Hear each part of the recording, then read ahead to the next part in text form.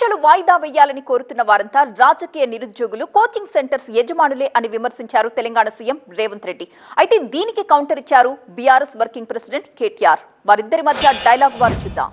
ఇంకొక ఆయన దీక్ష కూర్చున్నాడు.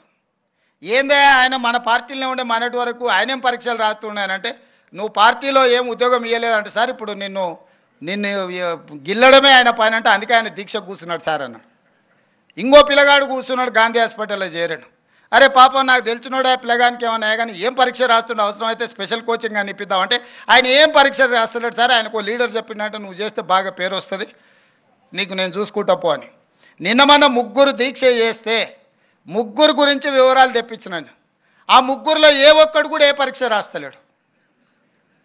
ఏ పరీక్షలు రాయనోడు, ఏ ఉద్యోగానికి పోటీ పడనోడు నిర్వహిస్తున్న పరీక్షల్ని వాయిదాలు వేయండి అని చెప్పి దీక్షలు చేస్తారు. ఏ ఉద్యోగ కోసం ఆయన దీక్ష చేస్తున్నాడు అన్నాడు. మరి గాంధీ భవన్లో 2023 సంవత్సరంలో రేవంత్ రెడ్డి గారు కూడా దీక్ష చేసిండు.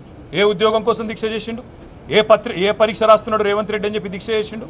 ఏ పరీక్ష రాస్తున్నాడు అని చెప్పి మరి ఈరోజు రాహుల్ గాంధీ అశోక్ నగర్కి వచ్చిండు. ఇవాళ అశోక్ నగర్లో ఉండే సన్నాసులను మాట్లాడుతున్నాడు. మరి మీ రాహుల్ గాంధీ గారు అశోక్ నగర్కి వచ్చినారు, నువ్వు వచ్చినావు అశోక్ నగర్కి, మీ నాయకులందరూ ఆ కోచింగ్ సెంటర్లో చుట్టే తిరిగినారు, మధు యాష్కి గారు ఇతరులు. ఎవరు సన్నాసులు, ఎవరి గురించి మాట్లాడుతున్నావో ఆలోచించుకొని మాట్లాడితే బాగుంటుంది. 6 నెలల లోపలనే ప్రజాపాలన అంటే ఎమర్జెన్సీని తలపించే విధంగా ఇవాళ పిల్లలు బాధపడుతున్నమాట వాస్తవం కాదా? వాటికి సమాధానం చెప్పే సత్తా లేక ఇవాళ నోటికొచ్చినట్టు వాగడం కాదు ముఖ్యమంత్రి గారు, ఇంకా ప్రతిపక్షంలో ఉన్నట్టుగానే మాట్లాడుతున్నాడు రేవంత్ రెడ్డి. ఒక ముఖ్యమంత్రిగా గౌరవంగా తెలంగాణ పిల్లల గురించి మాట్లాడితే ఆయనకు మంచిది, అందరికీ మంచిది, రాష్ట్రానికి.